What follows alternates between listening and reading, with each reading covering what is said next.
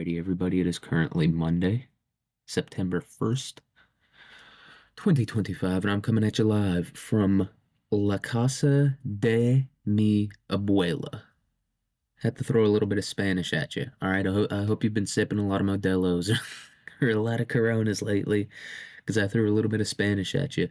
Because in today's episode, we're going back to Central America for another obscure war, except this war, I would say it's obscure, but it is not it is not light, you know what I mean? Like the last one we talked about, which was the filibustering in Nicaragua and Honduras. Not a lot of people died doing that. Really the only people died who during the filibustering in Central America were kind of people who deserve to die. Right? Like the dudes going down to Central America to start new slave states to support like the potential Confederacy. Yeah, you kind of deserve to die. You know what I mean? I don't blame anyone for shooting you in the head in that situation. You very clearly should not be allowed to continue to exist on Earth. You know, for no other reason other than that's just insane. Like I don't even care about like the moral ramifications of filibustering in Central America. It's literally just insane to do that. To be like, yeah, I'm gonna. You ever heard of Nicaragua? And someone's like, the place where they grow fucking bananas or whatever? Yeah, I guess so. Yeah, I'm gonna go turn that into a fucking slave state. Like that's insane. It's a very absurd thing to do, and that's the main reason those guys deserve to die. They deserve to die for just being insane. Just being some crazy ass fucking dudes. You know, they should have got shot in the head. I'm not mad about that, you know. But this war, a lot of people died in this one. You know, we're talking a decent chunk of people, really, especially for the time that it took place. A lot of them died, and I never heard about it. Like I Googled the most obscure wars, and I expected them to all be like, you know, the filibustering type stuff, where it's just like some obscure bullshit where like a few hundred people died or like 1,000 people died. No, we're talking about 250,000 here in this scenario died in Mexico during this shit, man. Pretty intense in the Cristero War, which, spoiler alert, Cristero, I think means Christ in Spanish, or like Christ follower, something like that, or like a man of Christ. Means something along those lines. So this is a religious war. Hey, dude, you thought that shit was only happening in the Middle East? Nah, man, they're having religious wars over here too. Although this isn't a war between two religions, it's one religion being put down and then fighting back. So it's not, yeah, it's not like Afghanistan or Iraq or anything like that, where it's like the Sunnis and the Shiites disagree on one thing and then, you know, a million people get their heads lopped off. It's not, it's not that. It's more of a rebellion than a war. You know what I mean? A nice little insurgency. And talking about insurgencies, you know, it's fun. That's my favorite type of war, if you can't tell. Most of the wars, maybe all of the wars that I've talked about have been insurgencies. You know, I talked about Alesia or whatever, which is like a battle between the Gauls and the Romans. That's an insane one. That's one of the most that should be the most famous battle of all time, you know. Everyone knows about D-Day and all that stuff.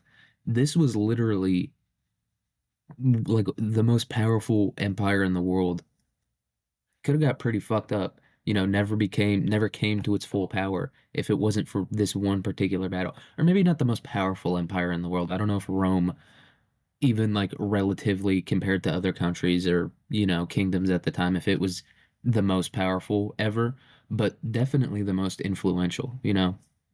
No one's influenced the world like Rome has, or at least the Western world. You know, America, most of Europe has been like the czars. We talked about Catherine the Great, and we talked about her husband. I think it was Peter. I think it was like Tsar Peter. Tsar in Russian means Caesar, and Caesar's like a title basically that means. I think Caesar means dictator, if I remember correctly, because the Romans, when shit got fucked up, the Romans would be like, all right, this dude's gonna be a dictator, and I think that's what Caesar means. I'll look it up real quick to see if I'm right, but I'm pretty sure Caesar means dictators. The Russians were just they were being honest, you know what I mean? The everywhere else in Europe were being like, no, we're kings, divinely, you know, ordained by God, and the Russians were like, nope, no. Oh, it's a title used by Roman emperors. Okay, so it doesn't mean dictator. All right. And by the way, everyone knows that thing about Rome, like choosing a dictator to like rule their country because it's in the Dark Knight. It's in the, I don't know why I was like, yeah, you guys, not everyone knows about history like I do. It's a pretty advanced thing that I know about. No, everyone knows that because it's in the Dark Knight. I was like, wait, where did I learn that from? Because I'm not a big Rome guy. I feel like Rome is, I like it. I enjoy a bit of Rome here and there. I got no problem with it, but it's just too archaic for me, you know? I'm more interested in learning about the new stuff. Learn about boys like Napoleon, like I'll go back to Napoleon type of times, maybe a little bit earlier to like the 1600s. I don't know if I talked about Turenne yet on this pod, but yeah, I definitely did. He was just pre-Napoleon. You know, I like learning about that stuff. Rome, though, it's like, yeah, obviously Rome dominated Europe. They were the only ones with like swords and water. Like, obviously, Rome was like the only civilization then, right? Obviously, they dominated. Everyone else was in the woods, like wearing deer skulls or whatever. It's like, it's like America, right? When they like came in and they dominated the Indians. It's like, dude, obviously, obviously the most powerful empire in the world is dominating people who still use stone tools. Like that's not in a like Custer. The fact that anything's named after Custer is like the biggest travesty in America. I would rather have things named after like Robert E. Lee and Stonewall Jackson than after Custer, dude. Custer for basically the entire, not the entire period of like American expansionism, but for like the vast majority of conflicts between the American or British government and like tribal people, the majority of that was like wholesale slaughter by the Americans, that just them going in and chopping off heads. And Custer somehow managed to lose to them, right? Like, I mean, for going on centuries by the time Custer came around, Western forces were destroying the indigenous, like massacring them wholesale, not even close. They were destroying them in every sense of the word. And then Custer comes in and loses to them. And it's like, why are we naming stuff after a loser? Like that guy's no different to me than Robert E. Lee or Stonewall Jackson, but at least Robert E. Lee and Stonewall Jackson lost to America. He lost to who did Custer? I think it was the Sioux, if I maybe the Blackfeet. He lost to one of those guys. And I get it. At that point, they had guns too, but they were still like their populations had been greatly devastated by like smallpox and like at that point, kind of the attempted extinction of the American bison. And Custer lost to them. I don't know why anything is named is named after Custer.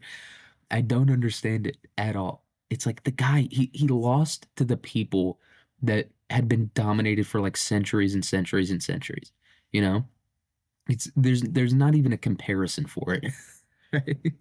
There literally is not a comparison for how badly Custer lost. It was it's like, dude, we've been killing these people, all of them, for going on a few hundred years now. We've been dominating these people, and you come in and you lose to them, and then you get like, I think maybe it's a national forest, but Custer might have a national park named after him, which is insane. Yeah, Custer National Park in South Dakota. It's like he lost. Why are we why are we celebrating a guy who lost to the people that had been getting like mowed down for centuries? Like he literally one of the easiest jobs on earth. These guys are riding around in horses, sleeping in tents and shit. Fucking they just got guns like 100 years ago. They just got horses like 100 years ago. And then you come in and you lose to them, dude. I don't know. I just don't like it, you know. We focus too much on like the Confederates. We need to focus more on Custer. That guy lost to a group of people that he should not have lost to. You know, he was just an idiot. He was just a dum dum. And his wife was a psycho. His wife was out of her mind. She used to like wear a wig of his hair and pretend to be him. Which, if my husband lost that badly too, I would also lose my. I feel like he lost to who? The fucking Indians. Like I would be upset. Like the Indians, the, do they even know what? I would just be upset about it. And that's another funny thing that I learned about like the indigenous cultures in America recently. So everyone everyone's like, oh, they were less technologically advanced and they never discovered like metalworking and like the wheel and all that stuff. They discovered all of it. This is the funniest shit I've heard because I go to a native college, so we learn about a lot of native stuff there.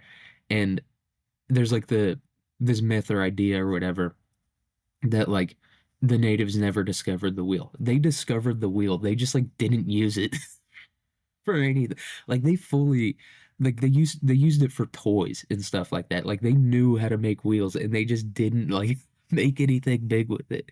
And then also, you imagine them using uh like stone tools, right? Flint tools, obsidian tools and stuff like that. No, they fully knew how to like metalsmith, right? Like I think around the Great Lakes region, they were metalsmithing with copper before the Europeans were. They fully knew how to do it and they were just like, "Nah, I ain't doing I ain't, I ain't doing that. Fuck it. Fuck it. We got everything already. I ain't got to figure out how to make metal."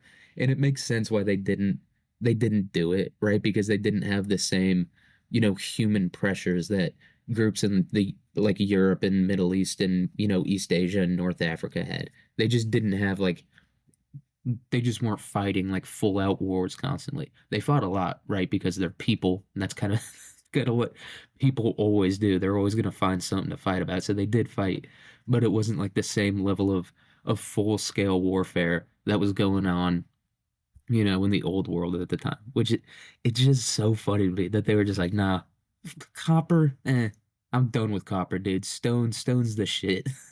I want to beat the shit out of a rock for 20 minutes to make an arrow that I'm gonna lose in 5 seconds. I don't need metal. Fuck that. Just a classic. Just one of the funniest things I've ever heard. Just every time I hear that, no, they knew how to do all that stuff. They just didn't. They just didn't, do metalworking or use wheels for anything. They're just like, nah, I ain't doing that. Which is just kind of a beast move. That's an alpha male move, just being like, I ain't using computers, right? Like like every once in a while you'll meet a dude who's just like, yeah, I'm not doing the whole computer thing. And that's like some alpha male high test shit. And that's what the Native Americans were doing. They were like, dude, I'm not doing that. Fuck it. Fuck it. I like rocks better, dude. Rocks rule. I don't need wheels. Sleds rule harder than wheels. God, just a hilarious. They were just like, oh, that's we're never gonna need stuff like that. We don't need to be that technologically advanced. And then they saw the fucking boats coming over, and they were like, oh fuck, dude, we probably should have figured out the whole metal thing when we had the chance, dude. We should have figured out how to do copper when we had the fucking chance. Should have done that. So I don't. That's just a funny thing that I learned recently, where it's like they just didn't do it. They knew how to. They knew how to do it, right? They just didn't. They're like, fuck it. I'm done with that shit metal. And they were making like these weren't like small, pieces of metal that they were forming into like charms or talismans or whatever. These were like spearheads and like borderline swords and shit like that. And they didn't do it. I don't know why. I don't know why you would choose stone over metal. It doesn't the only argument is that stone, like flint and obsidian, you can make those a lot sharper than metal, but it's still like, I don't know. I don't know what they were doing. They're just like, not for me. Not you're doing metal, dude. They might have just they might have just thought it was gay. Like you're in there pounding metal. Kind of fucking gay if you think about it. Kind of, you want to tell us something, dude? You a little light in the loafers, buddy? What you in there pounding metal for? Okay. I think I think maybe that's it. They're just like, "Hey, dude, you're gay? You don't fuck with stone, dude? Rocks are the shit. You're kind of gay." Or maybe they were autistic. They were gay or autistic because autistic people, they also love rocks. They're out here collecting rocks, going to fucking, roadside stands and picking up a piece of jade or whatever.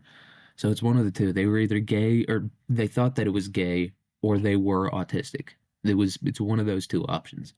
But either way, very funny move by them to be like, nah, we're not gonna do that, dude. Who's doing metal? And then over in like the Middle East or whatever, They had like fucking, 20-story ziggurats, and they were fighting like these giant wars with like a million people and shit. And they were like over here, over in the Great Lakes or whatever, being like, nah, we don't need that shit, dude. Mother Earth provides. But what kind of psycho would figure out how to use metal when the stone's already there? And then over in the Middle East, it's just like just chopping each other up with fucking copper swords and shit like that. I don't know. I just imagine. I imagine like simultaneously while they're just like, nah, man, we don't need to advance like that. We're human beings. We're meant to be connected to the earth. I feel like metal's moving away from earth. And then just over in the Middle East, like a million slaves just got fucking taken. Or a war was just fought over like a piece of land that had like copper ore in it or something like that. The boys are just funny like that. I don't know why they did it, but they did, you know. And they didn't write any of that shit down either. That's another they knew how to do written language. They understood like the concept of like taking an idea in your head and then like transferring it to a physical thing to remember it, right? But so did most of humanity, right? Like that's what art is. You're basically just transferring something from your head into like a physical thing. But they understood like the properties of a physical or written language. They understood that. They just didn't do it for some reason. They're like, no, writing shit down, dude. I would way rather tell a story about how a coyote killed an owl and now the earth exists. They were, they were more on that type of shit, which they were right about that one, dude. They were right about that.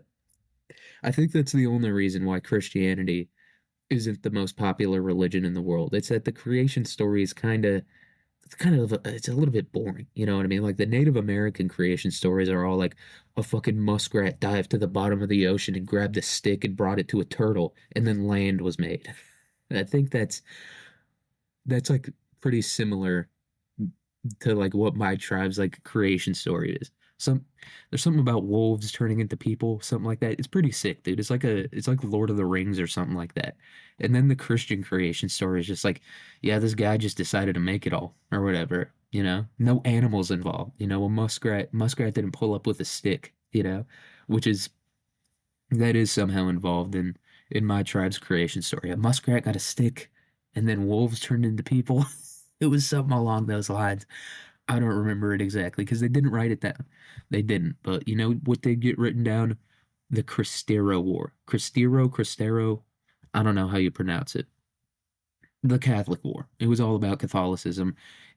And it wasn't really like the Crusades or anything. We're going to talk about it. So let's get into the setup. Why were the Catholics fighting in Mexico? What was going on here? So in 1910, Mexico experienced a revolution which aimed to overthrow the dictator Porfirio Diaz. So this guy Porfirio, pretty sick name. I got to give it to him there. It almost sounds like Italian or something like that. This is my son Porfirio. He still lives with me. He's 40 years old and he wears tank tops and he kisses his mom on the mouth. On the mouth. That's kind of what or I guess Porfirio, not Profirio. Porfirio sounds like. It sounds like an Italian guy who loves his mommy. He loves the way his mom makes fucking, eggplant parmesan, lifts weight in the basements, fights with his dad constantly, and kisses his mom on the mouth. That's what Porfirio sounds like. But this dude was a dictator. And he was, you imagine dictators as like more like a Cold War, later mid to late 20th century thing. This guy was a dictator in like the 1800s. So 1910 is when he was overthrown, and he was in power for 26 years. So he was the dictator from 1884 to 1910. So he was a real old school dictator, you know what I mean? He wasn't like these copycat dictators, right? In like Africa or whatever. He was like he started the trend, right? Like Hitler, Mussolini, Stalin, all those guys were the ones that made the trend big. But I feel like Porfirio, he's one of the oldest dictators that I'm aware of, in like the modern era, at least, or like the more modern era. You don't hear a lot about dictators in this era, but he was one, dude. When no one else was doing it, when no one else was wearing skinny jeans or whatever, Porfirio was rocking the American Eagle skinny jeans. So we got to appreciate him for that. Kind of started this trend. So they were kind of sick and tired of Porfirio. They're like, Porfirio, why are you kissing your mom on the mouth and eating fucking chicken parmesan all the time?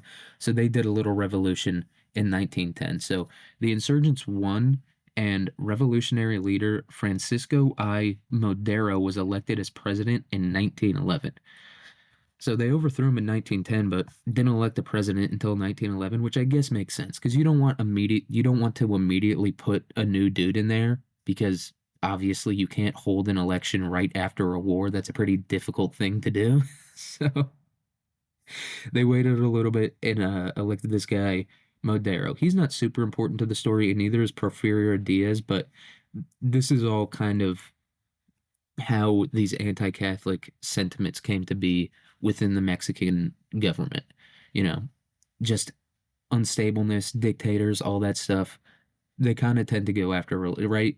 Like when you have a super oppressive, and I imagine Porfirio was a pretty conservative dude. So when you have like this big oppressive government that's like super conservative, obviously you're going to have that backlash of extreme like liberalism and progressivism, more like not really liberalism but progressivism. So that's kind of the setup here.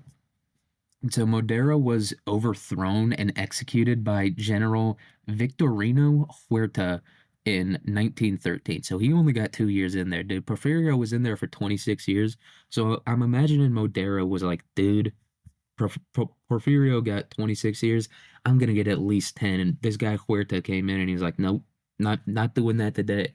Which these are all very sick names. I don't know why Mexican people don't name their kids stuff like this more. Like Porfirio, that's a pretty sick one. It might be like because these are more Spanish names and not like Mexican names. You know what I mean? Because like Spanish people, they got like the names over there are different from like Mexico and Central and South America and stuff like that. Like over in Central and South America, it's all like Juan, Jose, Jesus, right? Those are the big three. Those are the big three of Latin American names. So I do imagine that they kind of moved away from their Spanish background to Juan and Jose and stuff like that. Because I never met a Mexican guy named Victorino before. And if I did, I would be pretty hyped about it. And also, if you look these guys up, these guys do look more like Western leaders than Mexican leaders, if that makes any sense. You know what I mean? Like they have the glasses, the hair, all that kind of stuff. They dress more like Western leaders than what you would think of as like a Mexican leader. You know, like the style about them, the stuff like that. It's like they're emulating uh Western leaders in like America and Europe and stuff like that. So yeah. So I imagine these are more European Spanish names as opposed to Latin American Spanish names. So our boy Huerta got into the game in 1913, and Huerta began to punish the Catholic Church in Mexico for speaking out against him. There was this Catholic newspaper, I don't remember the exact name of it, but they were like, dude, Huerta came in and it just executed this guy. And the funny thing about this, so Huerta comes in and gets Madero and like executes him and all that stuff. And after he executed him, it was like the secretary general or whatever the fuck, some dude in Madero's cabinet was technically the president of Mexico for 45 minutes before Huerta just like snatched that shit from him. This dude was probably like, fuck yeah, I'm the president. Dude, if I was president for 45 minutes, I'd be signing executive orders at the ass, dude. I'd be like, big booty bitches only, dude. I'd immediately start a concentration camp and put big booty bitches in there and just create a new like master race of bitches with just the fattest asses possible. That's what I would do if I was president for 45 minutes. I'd just be going hog wild, you know.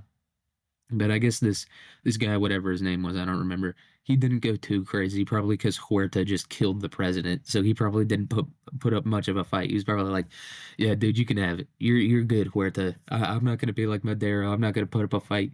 You got this shit, bro." And I don't remember why Huerta did it. I guess he was just feeling froggy that day. He was just feeling, it's like one of those days where you just wake up and you're like angry and you're like, I wish a motherfucker would. Except Huerta didn't wait for a motherfucker to do it. He did it himself. So, and then he was like, the Catholic Church, he was mostly just locking people up. He wasn't making like new laws and shit about Catholicism or anything. He was just locking dudes up and kind of like restricting the power of the Catholic Church. So, it wasn't like too bad. He wasn't like putting into effect like new policies or whatever. He was just kind of like a classic dictator of like, oh, you spoke out against me, I'm gonna put you in jail.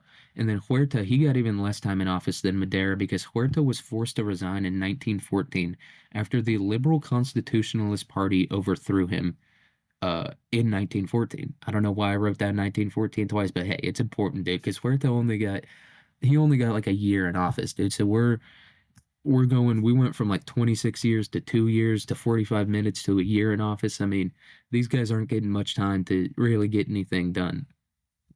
And the Constitutionalist Party was supported by the Catholic Church. They had pretty close ties to the Catholic Church and like these Catholic leaders within Mexico, which I mean, I think they're regretting it. You know what I mean? Huerta was just throwing them in jail, but the Constitutionalist Liberal Party, they were doing a whole lot worse stuff. So I'm sure the Catholics regret supporting the Constitutionalist Liberal Party, the CLP, I guess is what we'll call it for short.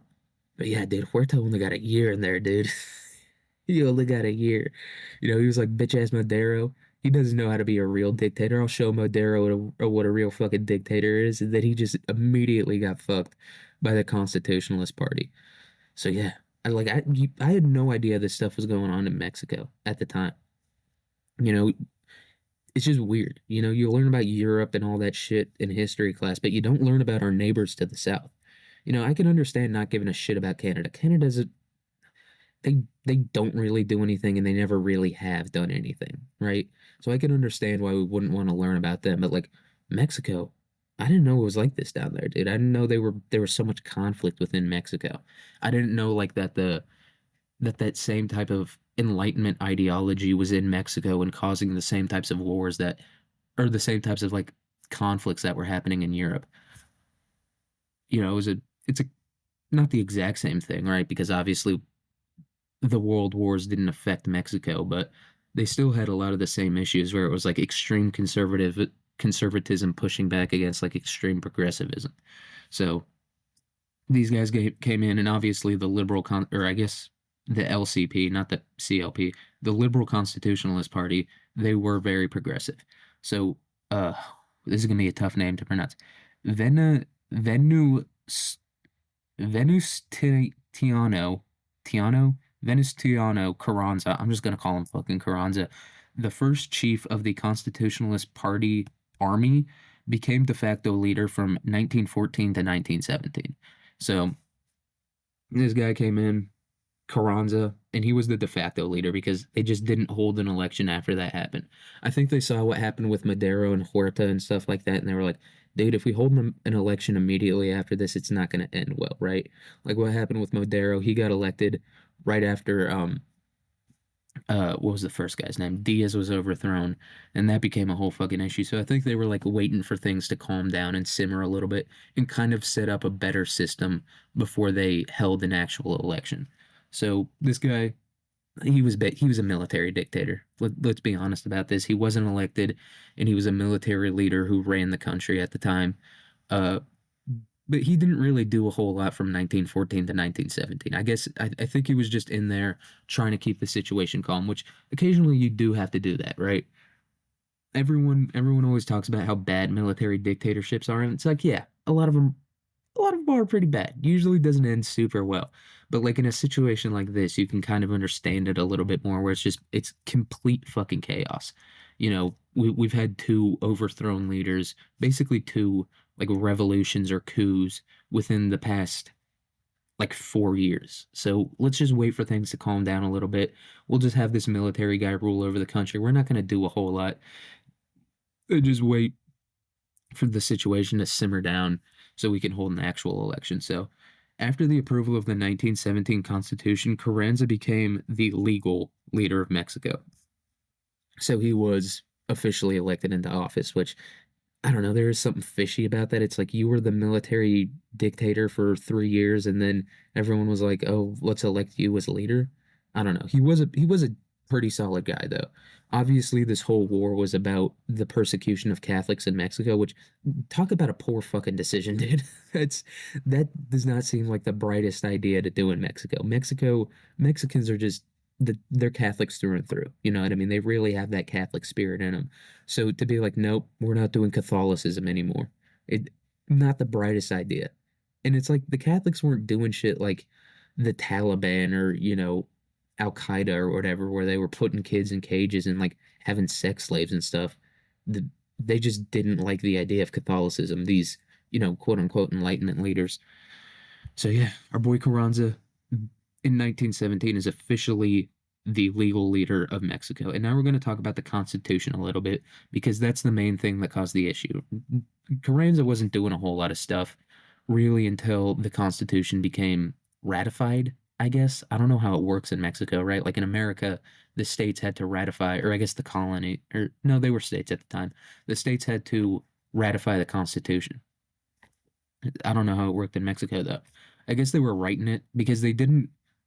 So Carranza came to power in 1914, but they didn't start writing the Constitution until 1916, which is kind of, I don't know, maybe they thought they weren't going to win, right? Maybe the liberal constitutionalist party thought they weren't going to win. So they were like, yeah, dude, we're probably not going to write this. So don't waste time, writing a constitution or whatever. And then they won it and they were like, oh, fuck, we got to write this thing. We got to. So they didn't get to work on it until 1916. So it was kind of a rush job. Um, so yeah, pretty shitty situation for those guys over there. Just thinking they weren't going to win and then they win and they're like, what the fuck? So let's talk about the Constitution a little bit. So the 1917 Constitution greatly restricted the power and influence of the Catholic Church in Mexico, which in and of itself isn't like the worst thing ever, right? To like be like the government has to be the most powerful institution within a country, right? That's not the most insane thing to do to be like, all right, Catholic Church, you guys got to calm it down a little bit. All right, the government has to be the most powerful and then the Catholic Church next, right? So it's not the most insane thing to be like, all right, guys, you can't have like a crusader army here. Sorry, you just can't. It's not the craziest thing I've ever heard. I don't know if I necessarily like agree with it, but it's a pretty reasonable thought to have if you're like the government of a country, right? To kind of be like, guys, you got to calm it down a little bit. All right, we can't be riding on horseback and like going to fight in Jerusalem or anything. The government has to be the big daddy in this country here.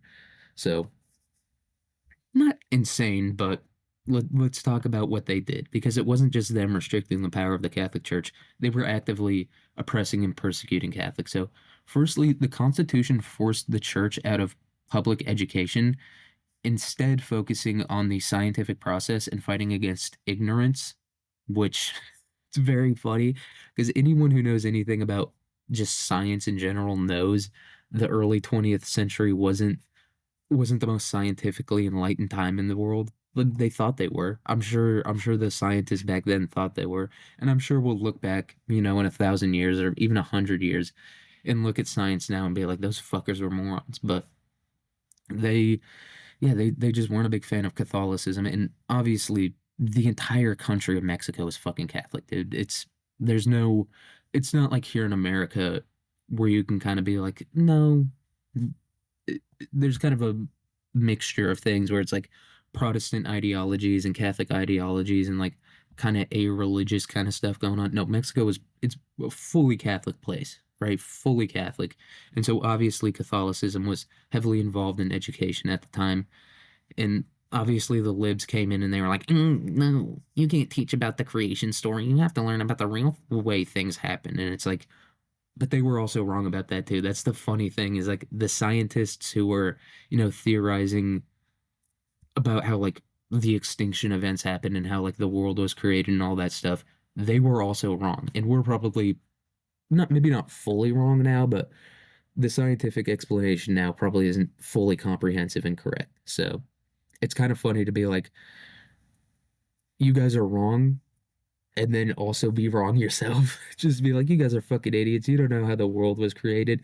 This is how the world was created. And then like 50 years later, they were like, no, that's not how the world was created. So funny move by Carranza and the Liberal Party. So that's the first thing it did. Got it out of education. And it was like, we got to learn about science. And the Catholics were like, no, no, no papel, or whatever the fuck Mexicans say. So and then secondly, it restricted the church's ability to gain assets and stated that it could only gain the necessary assets to achieve its objectives, which that's not very specific at all. It's like, what if my objective is to make everyone in this country Catholic, right? Like, if that's my objective, then I'm going to need a whole lot more assets than you think I need, right? So I guess it's like, it's the government kind of dictating what the objectives of the Catholic Church should be, as opposed to the Catholic Church being allowed to be kind of independent from the government and determine its own objectives. So it wasn't just restricting, it was also defining the objectives of the Catholic Church, right? It was this secular group kind of deciding what the Catholic Church was trying to do, right? Which, not the worst idea, but not a great idea either. You know what I mean? There's got to be a middle ground there where it's like the government shouldn't be allowed to decide everything, but also if the Catholic Church's goal was to like overthrow the government and stuff like that, I could understand it a little bit, but it wasn't, right? That wasn't the goal. The government just saw that Catholic was this, or that Mexico was this insanely Catholic society, and that a lot of the people in Mexico were more loyal to God and, Catholicism and stuff than they were to the government. And so they tried to restrict the power and the objectives of the Catholic Church in Mexico. But they did what governments and, especially liberal governments do, where they word it in a different way, they just changed the name of what they were doing. They were like, no, this isn't religious persecution. We're just ensuring that the church isn't corrupt. Right? They just changed the wording of what they were actually doing. So yeah, that's the second thing they did. And then thirdly, which I've never heard anyone use the word thirdly before, but I imagine it's a word. The Constitution allowed states to restrict the number of priests it had and banned religious garb outside of Catholic premises. So if you weren't in church or anything like that, you weren't allowed to wear the suit that priests wear with the little white thing around their neck. You're not allowed to wear that and just shit like that. And also, some of the states restricted the number of priests to zero. And the priests also had to register with the government to become like an officially licensed priest and stuff, which that's not insane. Like that's not an insane thing to do because it prevents like even the Catholic Church would probably support that policy because it kind of prevents, I guess, like not corruption, but like lying, right? It prevents someone from being like, I'm a priest, give me some money so I can start a church, and then they just leave with the money. So not not the most insane thing to do, but restricting the number of priests is pretty fucking insane. And like I said, some of the states restricted the number of priests they had to zero. So essentially dissolving Catholicism within there, right? Like that's a pretty Catholicism isn't like Methodist or Baptist or some of these other Protestant ideologies where it's like anyone can be a holy man or a preacher or whatever. Catholicism is like, if you're not a priest, shut the fuck up, right? Like that's the even monks do not have the power that priests have within the Catholic Church. So they basically were eliminating Catholicism by being like, no, we're not eliminating Catholicism, we're just banning priests. And it's like that's like a central tenet to Catholicism. Right? Yeah, I'm not banning guns, I'm just banning bullets. It's like you need fucking bullets for a gun to work. So pretty funny move by them. And then, so anyone found guilty of this crime of wearing religious garb, and I don't know if it was just priest stuff. I think probably nuns and monks and stuff like that also had their garb restricted. And I don't know if Catholics in Mexico wear like the veils. I don't think they do, but I'm sure if they did, that shit would have also been banned. So anyone found guilty of this crime would be sentenced without a jury. So yeah, it was basically just like, if we think you're being too Catholic, we could throw you in jail. That's basically what the Mexican government was doing in so many words. And they were just trying to be like, no, we're not doing that. It's actually, we're trying to, make a freedom of religion. It's like, no, you're just putting people in jail for being too Catholic because you want them to be loyal to you as opposed to being loyal to, Catholicism and God and stuff like that, which is just, yeah, it's like a classic, like, dictator type of move where it's like, I want you to be more loyal to me than the creator of the universe, right? And then obviously it's like the choice is obvious there. It's like, who am I going to be more loyal to? This just some random guy or the dude who created the universe and dictates what's going to happen in the afterlife? obviously they're going to choose God. I don't know why they thought this was going to work out. It was just such a poor plan to go into Mexico and be like, or I guess not go into Mexico, they were already in Mexico, but like to take over the government and be like, no more Catholicism. It's just, yeah, it's like if I tried to ban McDonald's in America. Like if people really want conservatives and Republicans to turn on Trump, just tell them that Trump's trying to ban McDonald's. It's kind of a similar religious uh fanaticism, that the Catholics had in Mexico and the McDonald's lovers have in America. It's kind of a similar deal they got going on there. So I mean, just a horrible fucking decision, right? It would be like if America, like when we invaded Iraq or Afghanistan, if we were like, no more being Muslim. Not gonna fucking work. Not, and I'm sure we did that a little bit, right? I'm sure we restricted the the rights and liberties of Muslims in Afghanistan and Iraq a little bit, but we didn't do this shit where we were like just no more doing it. Just an awful fucking series of decisions. Just horrible, horrible decisions. But like I said, our boy Carranza, he explicitly opposed the anti-Catholic articles, but ultimately did nothing about it. He was kind of he was pretty reasonable about it, where he didn't enforce the laws really that much. A little bit, definitely wasn't a great guy. I'm sure a lot of Catholics, went to jail and were pretty persecuted under Carranza, but he didn't go that hard with it. He wasn't fully enforcing that shit. And that's the smart decision. He did the correct thing by be like kind of appeasing both sides by he probably like rooted out some corruption and probably arrested a fair amount of innocent people as well. But he also didn't fucking arrest nuns for wearing, head dresses on the street and shit like that.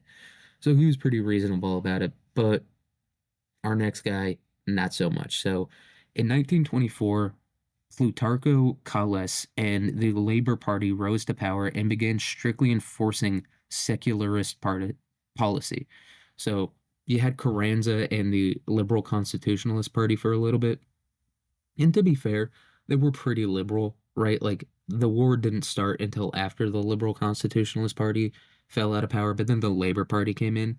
And I don't know if Labor is it's similar to like Britain, right? Because Britain has the Labor Party as well, and it's kind of like their liberal progressive party, but it is also a uh socialist party, right? Like the Labor Party, it's socialist.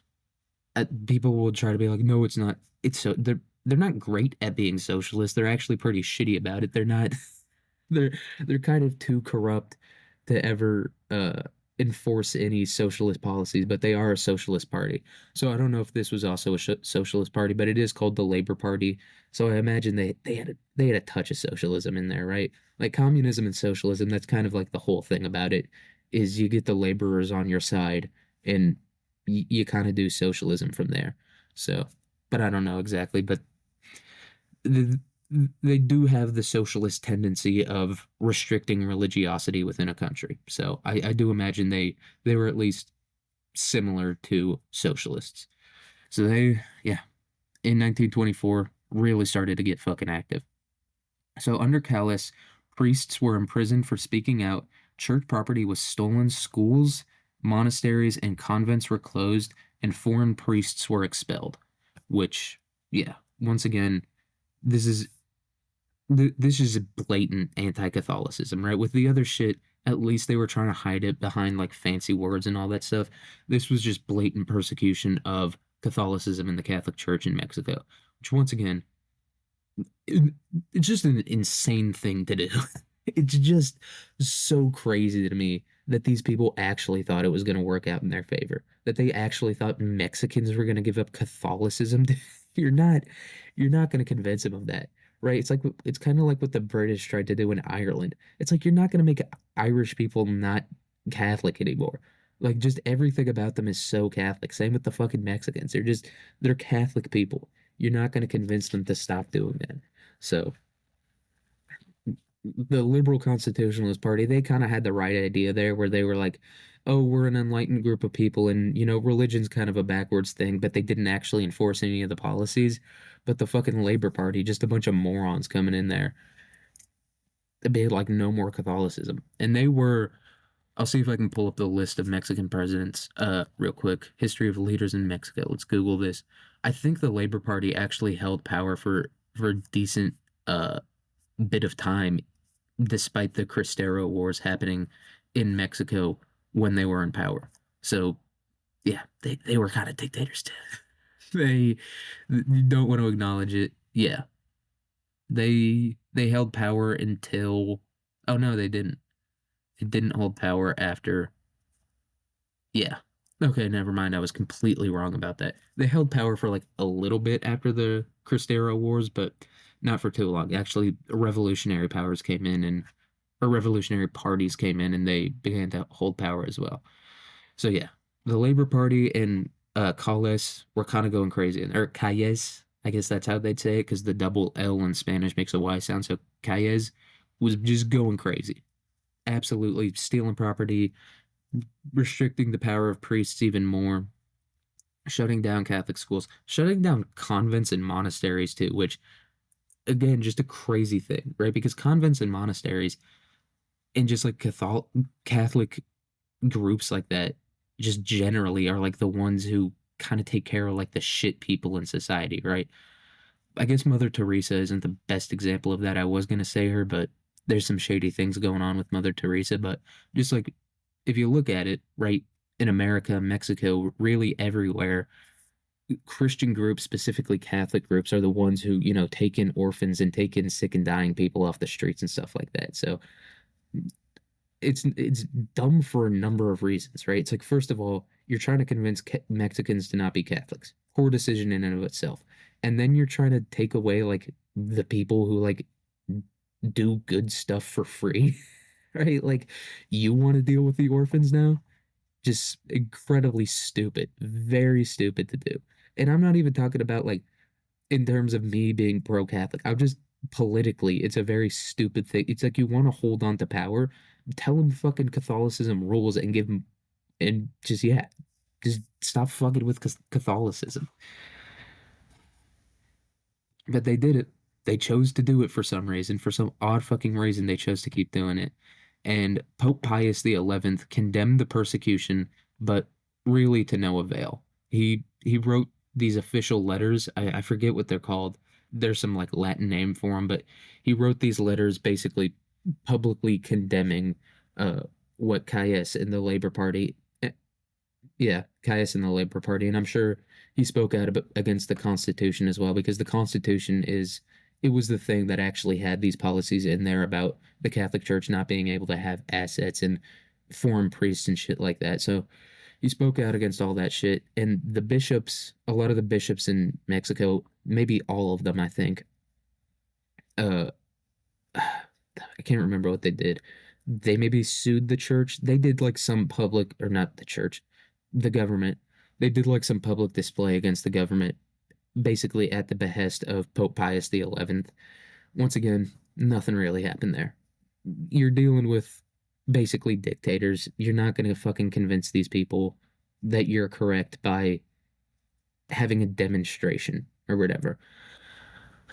So it didn't really happen. So they had to go to war. You know, hey, you want to take Catholicism away from Mexico? They're gonna fucking fight back against you. All right, they love being Catholic. It's like their fucking favorite thing to do. They love mariachi music, beer, and being Catholic. All right, and you're trying to take that shit away. You're trying to take one of the three things they love away from them. They're gonna be fighting back. So the war. Let's talk about the actual war itself. So 1920 or not 1924, on August 3rd, 1926, 400 armed Catholics locked themselves inside of a church and began exchanging gunfire with federal troops. It, I couldn't really find any detail about what led up to this moment. I don't know if they just walked into the church with a bunch of guns, locked the door, and started just fucking blasting, or if they were kind of like beefing with the federales already. If they were like yelling at each other, or trying to do a show of force to get the federales out of there.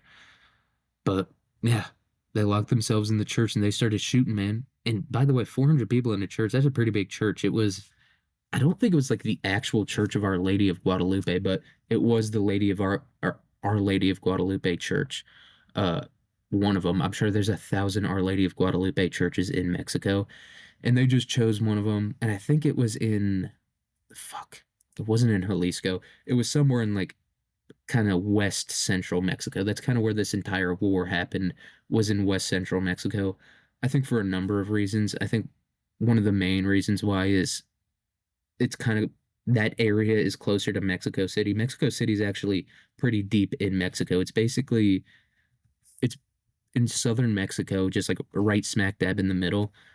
So these guys were kind of near that, and I'm sure that's why a lot of the fighting happened there. And I think the terrain also provided a fair amount of advantage in that area. I think it's pretty mountainous out there, so that's where they chose to that's where the Cristeros chose to fight most of the war. It got up into northern Mexico a little bit, but it was mostly in southwestern, south central Mexico. So 18 people died in this exchange, and 40 were wounded before the Catholics surrendered after running out of ammunition, which pretty sick move by them. I do have to admit, right? You don't surrender when people start dying. You just keep on shooting, and then when you run out of bullets, you surrender. So yeah, pretty fucking sick move by them. You got to admit that. I don't care how fucking British anti-Catholic you are. You got to admit just staying in there until you run out of bullets, and then being like, I guess what else are we gonna do? And then just walking out. And also, yeah, surrendering. It wasn't like they could have escaped. They were in like a church in the middle of a town. They were completely surrounded by federal troops. So they basically had no other option than to surrender. But at least they waited until they ran out of ammunition. They weren't on some bitch shit of being like, oh, we're gonna be overwhelmed or we're gonna die or we're gonna lose or whatever. They were like, keep shooting, mate. Keep firing bullets at them, Holmes. And that's what they did, dude. Just shot at them until they ran out of bullets. And 400 dudes. I'm surprised only 18 died because this wasn't like a dude would like shoot from the alleyway and run away real quick. These were 400 armed guys in a church somewhere, and only 18 dudes died and 40 were wounded. And it doesn't specify on which side, because once again, over a quarter of a million people died over the course of this war. So I'm sure they weren't keeping exact count of what was going on here.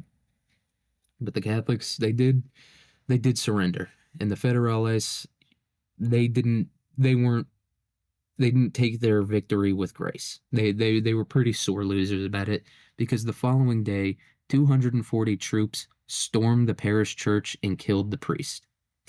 So they weren't like, all right, they didn't try to calm the situation down at all. They weren't like, okay, everyone take a deep breath. We don't want to start a guerrilla war with Catholics in Mexico because once again, very stupid idea, right? This isn't like starting a guerrilla war against communists or whatever, right? Where communists make up like 50% of the population. These are Catholics in Mexico. You're starting a war against everyone in Mexico, basically, by declaring war on Catholicism. In essence, is what they were doing. Just a very stupid move. And then they just aggravated them further by killing the priest there.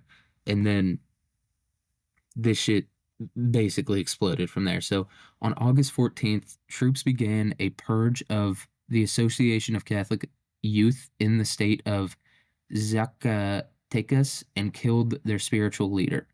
Uh, yeah. And the Catholic or the Association of Catholic Youth, they were pretty big in this thing. There's another group that we're going to talk about in here, which if you're a feminist, if you're a kick-ass woman and you're listening to this, you're really going to like this. But the Association of Catholic Youth, they were also very involved in this. It's the young guys who fight the wars at the end of the day. It's not really the older guys that do it. It's the young guys. It's the young 18-year-old kids, 17, 16, however old, that just have no regard and they're like, fuck it. I got my entire future ahead of me. I don't want it to be a shitty future, a future where I'm not allowed to be Catholic. So I'm going to be fighting in this thing.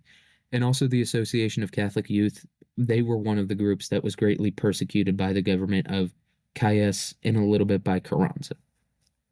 So they had been getting it for a minute, you know what I mean, having their power restricted, having their influence restricted, and then the Federales decided to kill a spiritual leader. He was a priest. It wasn't like It wasn't like a Hari Krishna type of thing where this dude was like meditating in the mountains and fucking everyone's wife and stuff like that. He was just a regular priest. I don't know why it says spiritual leader, but I guess he was a spiritual leader, but he wasn't like a culty spiritual leader. And he got killed. He was just a regular Catholic priest, and they decided to kill that dude as well. In I think it was the local chapter or the state chapter in Zacatecas, Mexico. So they did that, and then in response to that, a band of ranchers stormed the local treasury and declared rebellion. And these dudes, this was somehow related to like Apaches. The Apaches in New Mexico, I think there was like two families that were part of like this band of ranchers that were also Apache. And so the Apaches in New Mexico, the state of New Mexico, were providing like arms and ammunition and stuff like that for these ranchers down there in Mexico, which New Mexico in this area of Mexico that we're talking about, it was Jalisco, which is a pretty big city in Mexico. That's where these ranchers kind of took control of what was going on there. I think they eventually fled into the mountains, but they controlled, the area around Jalisco. Maybe Jalisco's a state, but they controlled a pretty big portion of it for a while. Yeah, it is a Mexican state, and they controlled like the northern part of it, but it's a pretty populated state, at least from what I understand about it, which I obviously understand very little about it because I thought it was a city. But it is in southwest Mexico somewhere, and these ranchers controlled a lot, and they were getting armed by the Apaches, which, hey, the Apaches are always putting up resistance. They don't, I think that's just like their thing. They just don't want to take shit from anybody. So they were helping this resistance that was going on down there in Mexico. So yeah, and I guess they got a fuck ton of money because they stormed the treasury area, which is where the government keeps its money, I think, something like that. They got a whole bunch of money, and they got some help from the Apaches, and they were fighting the Federales, and they were controlling a fair bit of land, from my understanding. So, and then after this rebellion, specifically the ranchers one, rebellions began springing up all over Mexico, especially in the west central regions. So I'll look at a map of Mexico real quick. It's Jalisco, Zacatecas, stuff like that. Is states like that is where this started popping up. Guadalajara, which is the capital of Jalisco, they were a pretty big part of this, and I think that's the city I was thinking of. Uh, Guadalajara was controlled pretty well by these Cristero rebels. So yeah, Jalisco. I can't pronounce any of these other fucking names, but you guys know what I mean. And then Mexico City. I don't think Oaxaca got too much shit, but yeah, pretty much South Central Mexico. Basically, everywhere south of Guadalajara, especially the western region, not Guadalajara, anywhere south of Jalisco, specifically the western areas, were fighting pretty heavily in the Cristero War. And I guess the dudes up in northern Mexico, because it was a pretty big dichotomy of who was fighting, right? Because up in northern Mexico there wasn't nearly as much fighting, like not even close. And I guess that makes sense, right? Because Guadalajara's not Guadalajara. Jalisco's a lot closer to Mexico City than places like Sonora, Chihuahua, and shit like that. So yeah, they were fighting pretty heavily against them in the southwestern region of Mexico, pretty much just around Mexico City. And they were fighting hard. And then many rebels were scarcely armed and relied on support from the feminine brigades of St. Joan of Arc, which obviously it's chick shit in the military and they're Catholic, so obviously it's going to be Joan of Arc is who they're going to name themselves after. And they were relying on them, and that makes sense, dude. That makes sense why you'd have women doing that shit because it's just you put a few guns up in there, and then some cop comes up and they're like, "Are you hiding guns on you, man?" It's like, "Are you calling me fat? Are you calling me fat right now? You think I'm fat? You think I'm so fat that I can hide guns underneath my folds, and you're just like being so mean to me?" And then obviously, like the government, pretty conservative government, right? Even though they were socialist or whatever, they were still pretty conservative. So they were probably like, women, the fuck are women gonna do? That's probably the idea they had in their head. They were like, fucking women fighting in a war. Yeah, that's bullshit. At the end of the day, they are Catholics, right? Even if they say they're not, These dudes were still Catholic. And the feminine brigades of Joan of Arc, we're going to talk about that just for a second. So the group, the feminine brigades of Joan of Arc, eventually grew to 35,000 militants who operated mostly in Jalisco, Guadalajara, and Mexico City, which Jalisco is the state. I don't know. Maybe there is a Jalisco City. Maybe I'm completely wrong once again. But Guadalajara and Mexico City, those were pretty much the two, they still are the two biggest cities in that southern southwest region of Mexico or central southwest. It's kind of weird. You know what I mean? Mexico isn't like America. Like America, it's not perfectly rectangular, but it's fairly rectangular, whereas Mexico's kind of got like that weird taper thing going off. It's more of a triangle. So if you imagine it as like an upside down triangle, this is like not at the point at the bottom of the triangle, but like just above that is where these dudes were mostly fighting out of. And they were fighting a whole lot. And they had the shotties on their side. You know? They had these fine ass Mexican shotties. Shardies. That's my shardy right there. Hey, shardy, get your ass over here. No, they had these shorties on their side, bringing them guns and bullets and stuff like that to help them fight against the Mexican government. And a lot of the weapons that the Cristeros had weren't they weren't up to par with the weapons that the Mexican government had. They had like this is the 20th century, and these dudes were still had like single shot muskets and shit like that. Like stuff literally from the Mexican Revolution is what, or the first Mexican Revolution, the one that Cinco de Mayo is named after. That's what these guys were armed with, pretty much, like muskets and shit like that. And they were fighting against pretty well armed uh, federal troops. So, I mean, yeah, and they had that dog in them. And obviously, Mexico is still Catholic, so I think we know who won. And we're going to talk about the brigade again. So, the women of the feminine brigades of Saint Joan of Arc, goddamn, swore themselves to secrecy, uh, and spanned all social strata. So this wasn't just like peasants or rich people and stuff like that. It was once again, Mexico is a Catholic country, so these women they were like, no, we still want to be Catholic, and it was all types of chicks. It was like educated ones, non-educated ones. I think it actually started with like pretty well-off educated women and eventually spread to like peasants and stuff like that. So, and they were giving them guns and stuff. That's what they were doing. So, the US did little during the conflict, but they did support the federal side. God damn it. These goddamn fucking Protestants up there in office. Can't stand them. And they actually provided air support. And this is 1926. So these guys were flying through with like Wright brothers planes and like a fucking, just a musket, a single shot musket, just like doing that thing where they tamp the gunpowder down and shooting out of the plane. They provided air support in one battle that we know of. I don't think there was a whole lot of air support. And I think they probably did some funding and some arming of the federal troops in Mexico. So yeah, always going against the Catholics, dude. Even when they dropped the fucking nukes, they dropped them on the two most Catholic cities in Japan. Nagasaki and Hiroshima were centers of Catholicism in Japan, and that's where they dropped the fucking nukes, dude. I just don't think they like Catholicism.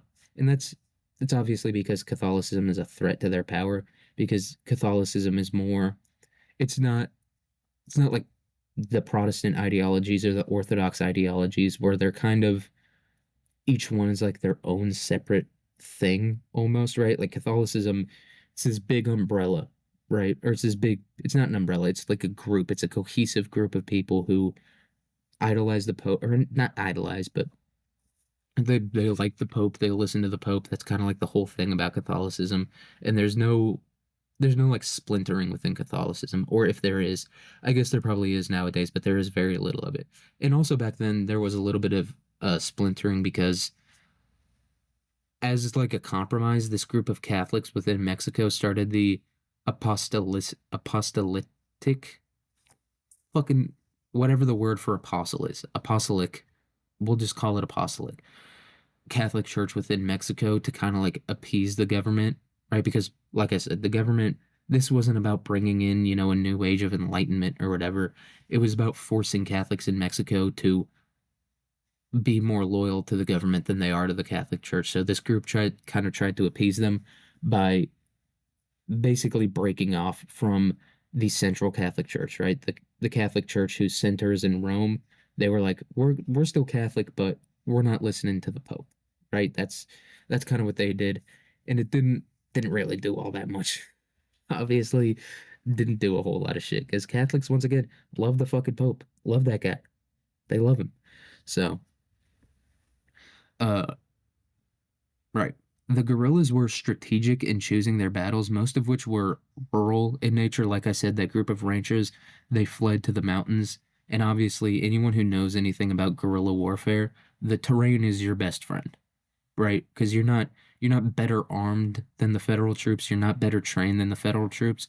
So you kind of go into a piece of land that's hard to navigate, hard to access and stuff like that, and you basically get to know the land super well, and you just stay there and you shoot people, right? When like a patrol comes through, you shoot them. It's really stick and move type stuff. That's the core tenet of guerrilla warfare. Or you could do a city, some sort of hard to navigate landscape. You go there and you just stick and you move. You stick and you move. And that's kind of what they did. And once again, this is a guerrilla force. So obviously whenever they met the federal troops in open combat, they beat them a couple times. They did have a couple pretty decent victories that really turned the tide of the war, but ultimately they were a guerrilla force that was just hiding out in nature.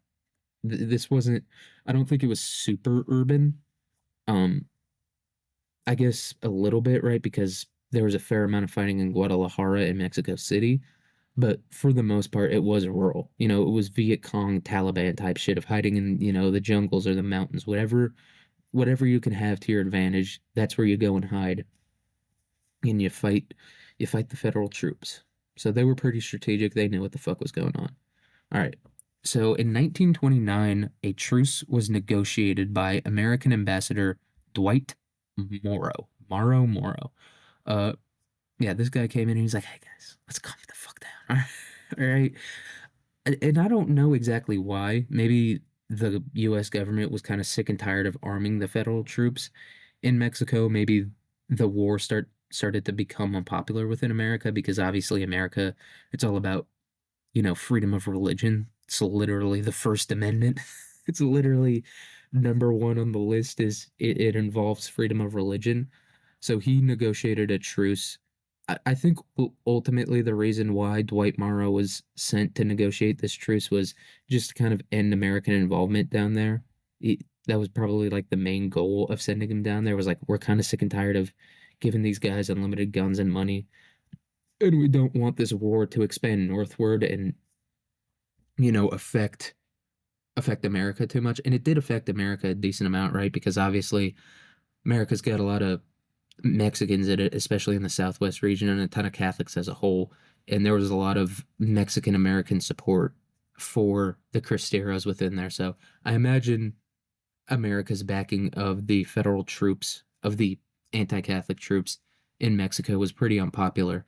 So I think that's probably the main reason why they did that. I don't think they were like, no, no, you guys need to end the war. They were like, all right, this is becoming too much of an issue. And, anyone who knows a lot about history, the truces they're not the most well kept promises, because immediately, literally immediately, after the truce was negotiated, the Federales executed over 5,500 Cristeros. They So 500 of them were like leadership, and then the other 5,000 were like just regular guys who they believed were fighting against the federal government. So yeah, killed 5,500. That's a lot of people to execute. They probably weren't using bullets. It was probably a series of incredibly brutal executions. Immediately after the truce was like very, very quickly, like in 1929, they executed 5,500 Cristeros. So ultimately, 56,882 federales were killed, and 30 to 50,000 Cristeros were killed, with a total death count of 250,000. So, and this isn't like, so this is like casualties of war, right? That's what the 56,000 and the 50,000 are. Those were people who died over the course of the war due to disease and shit like that, right? So the rest of that, that's like civilians and stuff, right? Civilians, maybe not directly killed by forces on either side, but civilians who were starved to death or, you know, weren't able to get medical treatment due to the war and stuff like that. And then another 250,000 Mexicans fled to America due to the Cristero War. So a loss of about 500,000 Mexicans, half a million. 250,000, half of that 500,000 were just refugees who fled. But still, dude, that's a lot of people for Mexico at the time. I'll see if I can find the population of Mexico in 1929, but I imagine that's a pretty pretty significant amount of people who, like, even now that would be considered a pretty major war, in the world if 250,000 people died and another 250,000 basically were forced to flee. Yeah, 15.6 million people. So, yeah, it's a pretty decent amount. It's not 10%. It's not 10%, it's a third of 10%. So about 3% of uh Mexico lost 3% of its population. Half of that 3%, so 1.5% about were refugees, and then but the other 1.5% were casualties of war. So, yeah. Lesson, don't try to fucking stop Mexicans from being Catholic. Don't don't try to do that, man. Please. And then the Catholics continued being persecuted while Cristeros committed acts of terror until 1940. Uh, and the Cristeros, these were terrorists. They killed a lot of teachers and stuff like that because the Constitution basically banned Catholicism from being taught in schools. So they saw the teachers as being part of that anti-Catholic rhetoric and sentiment going on in Mexico. So yeah, pretty shitty situation going on there in Mexico because they just tried to stop them from being Catholic, dude. It's dumb. Why would you try to do that, man? Why? All right, that's all I've got for this episode, guys. Um, yeah, I'm pretty tired, and I didn't talk to you for a while. I don't really talk well ever, but this is a exceptional display of my lack of mouth skills. All right, that's all I've got for this episode, guys. I hope you have a good day, good week, good year, good life. School's starting. School's been starting for most people, but I'm just now getting to school. But yeah, I hope it goes well for you. And I'll see you guys on Thursday. Peace.